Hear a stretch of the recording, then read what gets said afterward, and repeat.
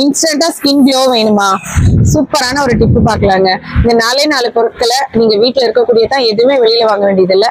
Try பண்ணி பாருங்க. கண்டிப்பா உங்க ஸ்கின் வந்து இன்ஸ்டன்டா உங்க க்ளோவோட ப்ளீச் பண்ண மாதிரி நல்லா பளிச்சுன்னு இருக்கும். என்னென்ன பொருட்கள் பார்க்கலாம் வாங்க. 1 டீஸ்பூன் அளவுக்கு அரிசி மாவு எடுத்துக்கோங்க.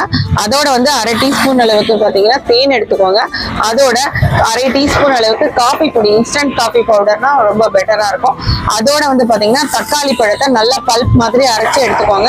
இதோட வந்து ஒரு சின்ன சிட்டிகை அளவு மஞ்சள் பொடி, கஸ்தூரி மஞ்சளா இருந்தா இன்னும் பெட்டரா இருக்கும்.